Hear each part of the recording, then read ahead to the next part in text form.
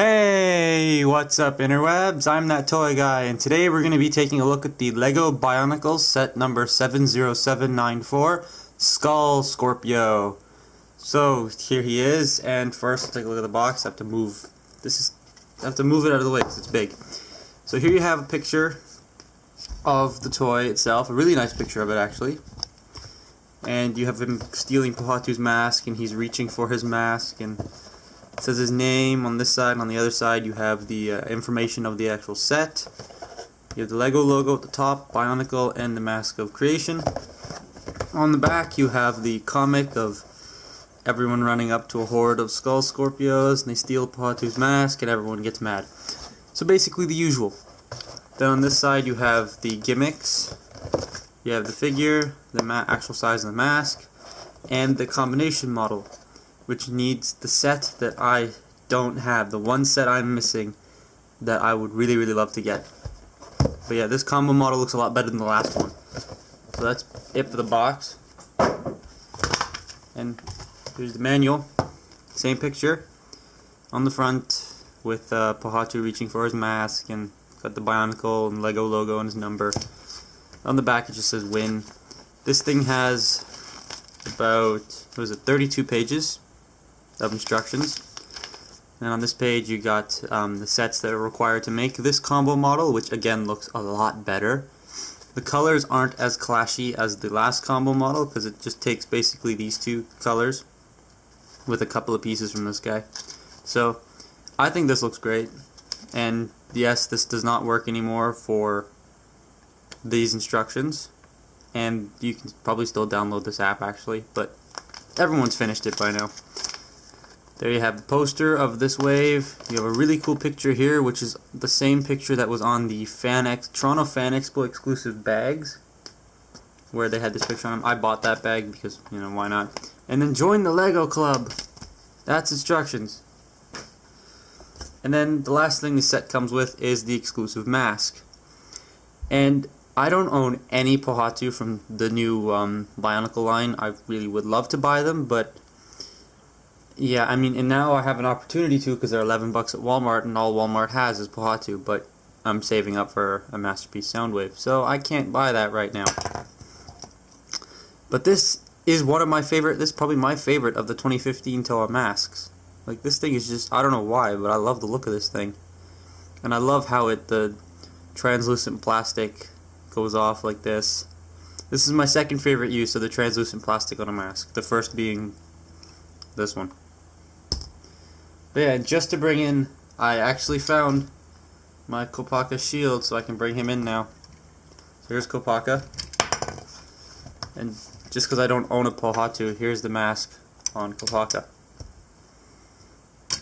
And just for the heck of it, there's the mask that came with Skull Warrior, the mask that came with Skull Basher, and the mask that came with Skull Slicer.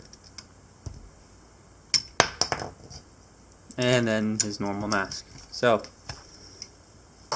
there's that. Now, getting all the masks out of the way and bringing in the actual figure and moving this down. A lot of people hate this thing, and I can understand why, but it has its own charm to it, and for that's why I like this set a lot. I didn't buy this because I didn't think I was gonna like it, but this is actually probably my second favorite of the sets from the Skull Villain wave. My first being Skull Warrior, then third being Skull Basher, then fourth being Skull Slicer. This thing is, yes, the legs don't move, but I mean, really the legs would only probably move up, down, or left, or forward and back a tiny bit. And there's a reason why they're stationary. If they'd made them move, it would have required more pieces, which then would have required a bigger box, which isn't what this wave was going for. They were going for the small, affordable villains. And that's why we only got them in the $17 Toa boxes, not in the $25 ones, which are basically like Tahu and Onua and Umarak. If they had made the legs movable, it would have required more pieces, which would have made the set bigger, which would have given him a bigger box. And I don't think LEGO wanted that, so that's why they made the legs stationary. Which is fine, I don't mind them. They're there, they're very bone-like, and they look really cool. Now, I'm just going to get this out of the way. He has everything piping. And I mean everything piping. Just like these last few guys, I'll put a picture of it like I normally do. But yeah, this thing is just it looks like a scorpion. It reminds me a lot of the first movie Scorponok. Transformers the movie Scorponok. That's what this reminds me of. Because you got the articulated claws and the snappy tail, and he looks like a skeleton. Anyway, he has the same mask as Skullbasher, and here is Skullbasher's mask. There is literally no difference. So they went for the reused mask thing this way. I can't put it on right now. But yeah, he does have the orange eye stalk like they all normally do in the new chest piece. Which, I love the way this torso is built. It just looks cool. With the spikes and the yellowy green. I don't know, lime green I think that color's called? I don't know. But you got more lime green Borak eyes up here. You have orange Borak eyes. You got orange claws with these things. I don't know what they're called. You have the bone pieces on his arms and on the back of his tail, actually, the base of his tail. His tail is mainly a Technic build, and a lot of people don't like that because it makes it gappy when you snap the gimmick right there. But again, these are robots. Robots are supposed to be gappy. Like, I mean, here's Skydive. He's gappy. See, look. Gap. You got a gap down there. See? Gappy. If I bring in someone like Bone Crusher. Gap. Gap. Gap. Gap. Gaps. And if I bring in the dreaded Bumblebee, you have gap in there, gaps in the forearms, gaps in the leg armor, you have gaps down here, right there, gaps at the top here. See, robots are always going to have gaps, and people complaining about Bionicles having gaps, when have they ever fixed that? When has there ever been a Bionicle that has never had a gap on it, an official one, that has never had a gap on it? Never. So, there are going to be gaps, live with it. Even though LEGO just, I think, last week, or the beginning of this week, canceled Bionicle, which sucks, but you can still buy them. So, I urge anyone to go out and buy them. But, yeah, for gimmick-wise, this guy has a snapping tail, which you just push down on this lever, and the tail will snap forward. It's supposed to steal masks, but it doesn't do a very good job at it, so I'm not even going to bother demonstrating it, but I'll just explain it, where the mask would be on the person's face, it would snap forward, and these two bits here would hook around the mask and pull it off. That's how it would work. Does it work? No. It doesn't work. But yeah, articulation-wise, this head is on a double ball joint, so you can get a lot of range of motion there. He can emote, he can be like, what? Huh? Or he can be all like, I'm gonna charge you.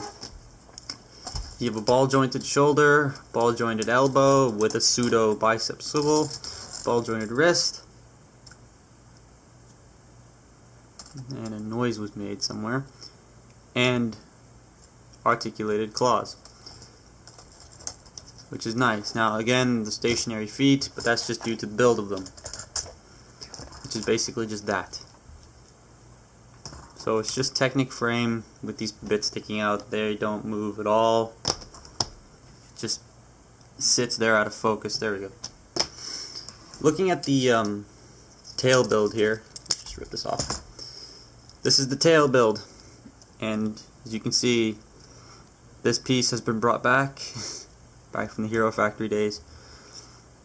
You have the two bone pieces, which is what attaches it to the torso, and then you have an old hand piece here holding up these two L bars that actually house the gimmick, which is two different sized Technic beams with this big hunk of mess at the top, which allows for it to snap forward and back. Now when you put the tail on an angle and snap it, it overlaps. When it's straight, it'll work fine, but when you turn it, it'll overlap, and that's a little bit bothersome. So if you position the tail in any which way and then snap it, it's going to be at an angle, which is going to be odd. And just a quick look at the torso build itself. You have, let's just remove this piece here. You have this really interesting low technic build going on here to allow for the arms to sit forward, because these ball joints on the side of the torso are taken up by armor, which I think this is pretty cool. And then this attaches on by one of those ball joint extender pieces. And yeah, it's just a standard torso underneath here, just with an add-on at the top. Then this just clicks on the bottom here. And then the tail. Now, unlike most Bionicle sets that usually have 3 exposed ball joints, being the shoulders and the crotch, this only has 1, being the crotch. Right there. Which is quite nice, and that's falling off. There are no exposed pins, and only 1 exposed ball, no exposed sockets. Which is great. Now, taking a look for comparison, here is Skydive, who's trying to do the limbo on me. So yeah, you can see he's about, with the tail, the size of a deluxe. Here he is next to a deluxe vehicle. There's Hailstorm. And without the tail, he's about the size of a deluxe vehicle. Then let's bring in his wave mate. Let's see if I can get all of this in shot. His wave mates here. Skull Warrior. Skull Basher. Let's get his mask on here. There we go. And knock the camera, because that's what you have to do, because that's professional. No. And Skull Slicer. There you have the team there, and they look interesting. They're interesting looking. Yes, I put this in the other hand because it just makes more sense.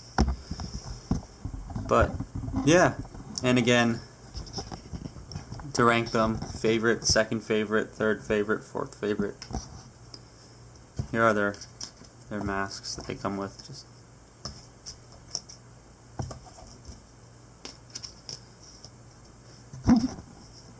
and you get 2 army building sets with this wave. You get Skull Scorpio here and Skull Warrior. You can buy a whole bunch and build an army with them. So let's just move these guys off to the side.